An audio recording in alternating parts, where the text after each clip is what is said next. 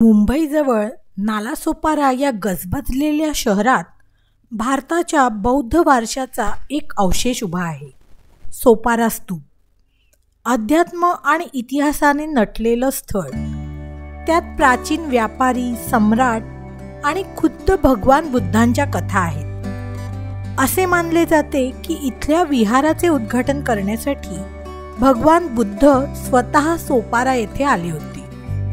Doctor Babasaheb आंबेडकरांनीही या पवित्र जागेला भेट दिली होती. मौर्य सम्राट अशोक आणि त्याचा पुत्र महेंद्र याने सोपाऱ्याचे भौगोलिक आणि आध्यात्मिक महत्त्व फारच लवकर ओळखले होते.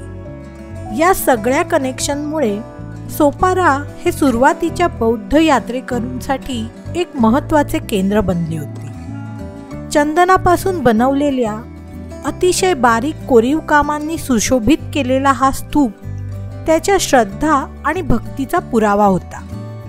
हॅलो मुसाफिरांनो, तर चला माझ्यासोबत आज या सोपारा स्तूपाची भटकंती करूया. आता मी तुम्हाला थोडीशी नालासोपाऱ्याबद्दल भौगोलिक माहिती सांगते. भारताच्या पश्चिम किनारपट्टीवर महाराष्ट्र राज्यात पालघर जिल्ह्यात आजचं सोपारा वसलेला आहे. उल्हास नदी आणि वैतरणा नदी जिथे समुद्राला मिळतात त्याच्या मधलं हे जे क्षेत्र आहे त्याला आज आपण नालासोपारा म्हणतो. आणि हेही खरं आहे की आजही नालासोपाऱ्यात बरेच मोठे मोठे नाले समुद्राला जाऊन मिळतात. नालासोपाऱ्याची हिस्ट्री बघितली तर ती पार त्रेतायुगापासून चालू होते. आता तुम्ही म्हणाल त्रेतायुगात कसं काय? त्रेतायुगात परशुरामांनी विमलासुराचा वध केला होता आणि विमलासुराच्या वधामुळे तळ्याचं पाणी खूप खराब झालं. तर त्या तळ्याच्या पाण्याला शुद्ध करण्यासाठी सगळ्या नद्यांचं पाणी एकत्र आणून हा जो तलाव होता तो शुद्ध केला गेला आणि आज त्या तलावाला आपण इथलं निर्मळ तळ म्हणून ओळखतो. महाभारतामध्ये सोपाऱ्याचा उल्लेख आलेला आहे. असं म्हणतात की युधिष्ठिराने रामतीर्थ या ठिकाणी स्नान केलं होतं आणि पांडव हे गोकर्णवरून वेरावळला जाताना सोपारा इथे थांबले होते. महावीरांच्या काळात हे एक प्रसिद्ध जैन तीर्थस्थळ म्हणून उदयाला आलं होतं. 5व्या शतकापर्यंत 78 तीर्थस्थळांपैकी एक अशी सोपाऱ्याची ख्याती होती. नाशिकमध्ये पांडवकालीन लेण्यांमध्ये एक शिलालेख आढळून आला आहे आणि त्यात असं म्हटलंय की सोपाऱ्याजवळ रामतीर्थ इथे राहणाऱ्या भिक्षुकांना 32,000 नारळाची झाडं दान करण्यात आली. इथून जवळच सतपाळा नावाचं एक ठिकाण आहे आणि तेथेही एक रामकुंड पौराणिक काळापासून प्रसिद्ध आहे.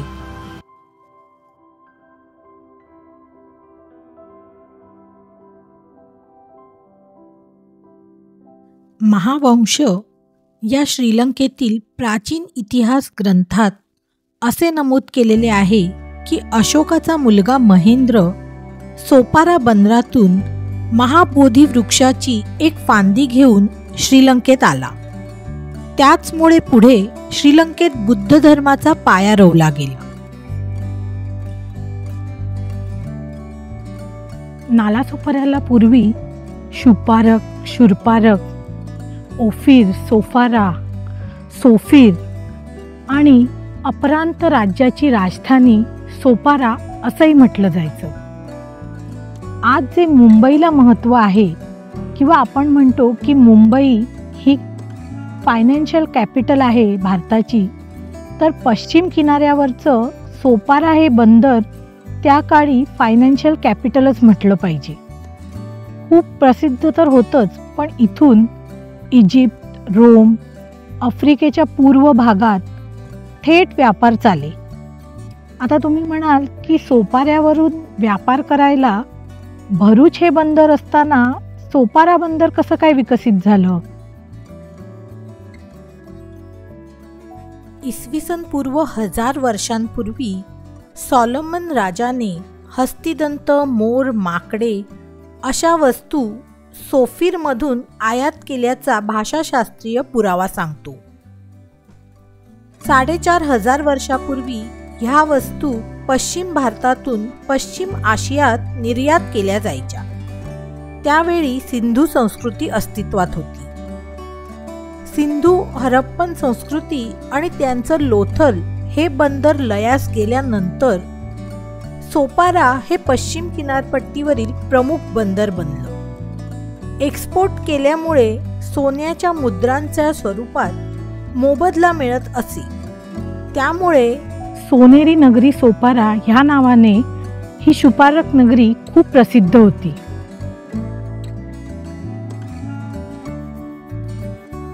आता तुम्हाला कळलंच असेल की सोपारा, शुपारक, शूरपारक हे एक व्यापारी केंद्र होतं आणि इथे पूर्ण नावाचा एक व्यापारी होता. तर त्या पूर्णला डॅडी इश्यूज होते. तो त्याच्या मित्रांना घेऊन श्रीवस्तीला बुद्धांचं प्रवचन ऐकायला गेला आणि तो इतका प्रभावित झाला की त्याने बुद्ध धर्म स्वीकारला. इथे परत आल्यावर त्याने चंदनाच्या लाकडांनी एक विहार बांधला आणि आपल्याला सगळ्यांना माहिती आहे की जिथे जिथे मूलगंध कुटी हे अस्तित्वात असतं तिथे बुद्धांनी स्वतः निवास केलेला असतो. बौद्ध वाङ्मयात असा उल्लेख आहे की पूर्णच्या विनंतीला मान देऊन बुद्ध स्वतः इथे आले आणि त्यांनी ह्याचं उद्घाटनही केलं होतं आणि ते काही दिवस इथे राहिलेही होते. असं म्हणतात की स्तूपाच्या समोर जेव्हा ही शिळा असते याचा अर्थ भगवान बुद्ध इथे खरोखर आलेत आणि त्यांनी ह्या स्थानाला भेट दिली आहे असा होतो. पण माझ्या मते असं नसावं, कारण सांचीच्या स्तूपाच्या बाहेरही मी अशी सेम शिळा बघितली होती आणि भगवान बुद्ध कधीही सांचीला गेले नव्हते. त्यामुळे हे कितपत खरं आहे हे आपल्याला तपासून बघायला लागेल.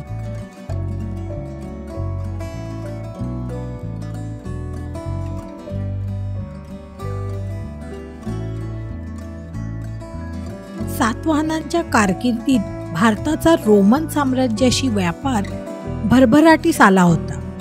अनेक दानशूर व्यापाऱ्यांनी दाने दिल्यामुळे मुंबईत लेणी खोदण्यास सुरुवात झाली होती. याच काळात सातवाहनांनी या स्तूपाची पुनर्बांधणी केली.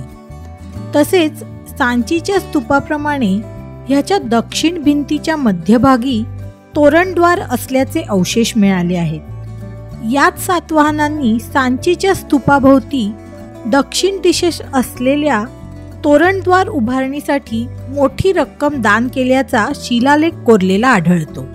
या स्तूपाचा पाया ढिगाऱ्याभोवती सहज दिसतो. भव्य चंदनाच्या कोरीव कामांनी सोपारा स्तूप सुशोभित केला होता. स्तूपाच्या पूर्वेला पायऱ्या आहेत. स्तूप बांधणीसाठी माती आणि विटांचा वापर करण्यात आलेला होता. सोयी सुविधा नसलेल्या त्या काळातही सोपारा स्तूप परिपूर्ण गोल आकारात बांधला होता हे पाहून मला आश्चर्य वाटलं. प्राचीन भारतीयांना भूमितीचे प्रगत ज्ञान होते याचा पुरावा कालांतराने हरवला असावा. सोपाऱ्याच्या स्तूपाचे उत्खनन डॉक्टर भगवानलाल इंद्रजी यांनी केले. भारतात झालेले हे दुसरेच उत्खनन. त्या काळी उत्खनन म्हणजे केवळ खोदणे. इंद्रजींनी 7 ते 10 फेब्रुवारी 1882 असे 4च दिवस उत्खनन केले. 13 फूट खोल गेल्यावर त्यांना एक पक्क्या विटांचे बांधकाम लागले. त्यांना त्यात बहुमोल अवशेष सापडले. त्यानंतर त्यांनी उत्खनन थांबवले. स्तूपाच्या उत्खननात इंद्रजींना बौद्ध मूर्तींचा एक अनमोल निधी सापडला. शिवाय त्यात एकात एक 5 करंडक होते.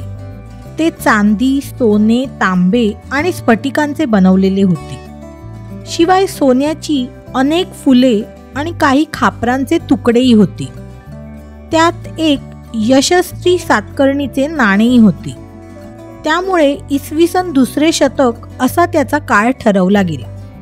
परंतु एका सोन्याच्या वाटीत काही खापरांचे तुकडे जपून ठेवावेत याचे इंद्रजींना नवल वाटले आणि त्यावरून ती खापरे अतिशय महत्त्वाची असावीत असे त्यांचे मत झाले. त्यांनी एवढे भव्य बांधकाम करून हे ठेवले आहेत म्हणजे ते बहुधा गौतम बुद्धांच्या भिक्षापात्राचे असावेत असा निष्कर्ष काढला. त्याला दुजोरा देणारं भक्कम पुरावा म्हणजे ती खापरे ज्या करंडकात ठेवली होती त्याभोवती वर्तुळाकार ठेवलेल्या ब्रॉन्झच्या 7 मानुषी बुद्धांच्या मूर्ती आणि शिवाय भविष्यातील बुद्ध मैत्रेयाची मूर्ती. हे असे का जाणीवपूर्वक ठेवले असावेत याचे स्पष्टीकरणही इंद्राजींनी दिले आहे. त्यांच्या मते याचा अर्थ असा, भविष्यातील बुद्ध मैत्रेय हा आता अवतरला आहे. बुद्धाचे व्यवच्छेदक लक्षण त्याचे भिक्षापात्र गौतमापासून घेण्यासाठी तो आता आला आहे. मानुषी बुद्धांच्या उपस्थितीत तो मैत्रेय आता बुद्धपदावर आरूढ होत आहे. ह्या सगळ्याशिवाय त्या करंडकात सोन्याची फुलेही आढळून आली. तसेच खापरांच्या तुकड्यावर एक सुगंधी पावडरचा थर होता. मूर्तींवरही तो होता. हा सर्व बहुमोल खजिना स्तूपाच्या गाभाऱ्यात बंदिस्त करून ठेवताना त्याची यथासांग पूजा केली गेली असावी हे उघड आहे. आणखी एक वैशिष्ट्य असे की मानुषी बुद्धांच्या मूर्ती गोलाकार ठेवून मध्यभागी मैत्रेयाची मूर्ती ठेवलेली होती. हा मंडलाचा प्रकार असून त्यावरून बौद्ध धर्मात तांत्रिक संकल्पनांचा शिरकाव झाला होता हे दिसून येते. अशोकाच्या काळात म्हणजे इसवी सन पूर्व 272 ते 232 सोपाऱ्याची कीर्ती सर्वत्र पसरली. त्याचे धार्मिक आणि व्यापारी महत्त्व वाढले. त्यामुळेच अशोकाने आपले शिलालेख येथे उभे केले. इतर ठिकाणाप्रमाणेच येथेही 14 लेखांचा संपूर्ण संच असण्याची दाट शक्यता आहे. परंतु आजवर फक्त 2च लेख सापडले आहेत. त्यापैकी 8वा लेख सोपारा गावात असलेल्या गुरुड राजाचा कोट म्हणून ओळखल्या जाणाऱ्या बौद्ध स्तूपाजवळ असलेल्या तळ्यात सापडला होता. तो फारच खंडित आहे. तो 1882 मध्ये डॉक्टर भगवानलाल इंद्रजी यांना सर्वेक्षण करताना सापडला होता. दुसरा अलीकडे म्हणजे 1950 मध्ये मुंबई विद्यापीठाचे ग्रंथपाल डॉक्टर गोरे यांना सापडला. तो 9वा शिलालेख आहे. हा स्तूप जरी सातवाहनकालीन म्हणजे इसवी सन 2ऱ्या शतकात बांधला असं म्हटलं असेल तरीही मैत्रेयाची मूर्ती नंतरच्या काळातली आहे. यावरून ह्या सगळ्या मूर्ती 9व्या शतकात या स्तूपात ठेवल्या गेल्या असाव्यात असाही एक तर्क आहे. 1896 मध्ये कझिन्सने केलेल्या उत्खननामध्ये एक रिकामा करंडक सापडल्याचे उल्लेख आहेत. याचा अर्थ की भगवान बुद्धांनी इथे भेट दिली तेव्हा एक विहार होता. त्यानंतर हा मूळचा स्तूप मौर्यकालीन अशोकानेच तो बांधला असावा. सातवाहन काळात त्याचा विस्तार केला गेला हे विटांच्या मोजमापावरून म्हणता येईल. पुढे 8व्या-9व्या शतकात तो उघडून त्यात करंडक आणि ब्रॉन्झ मूर्ती सुरक्षित ठेवण्यात आल्या. अजूनही येथे उत्खनन करता येईल. मोठ्या प्रमाणावर उत्खनन करून त्याचे संवर्धन केले तर त्याला जगभर प्रसिद्धी मिळेल आणि तो महानगरीत असल्यामुळे हजारोंच्या संख्येने लोक त्याला भेट देतील. स्तूपाजवळ काही मंडळी भेटली. आता जी गोष्ट मी तुम्हाला सांगितली ती गोष्ट मी त्यांनाही सांगितली. आणि आता तुम्ही इथपर्यंत बघितलंच आहे तर एक लाईक करा आणि अशीच डोळस भटकंती करायची असेल तर माझ्या चॅनलला जरूर सबस्क्राईब करा. धन्यवाद.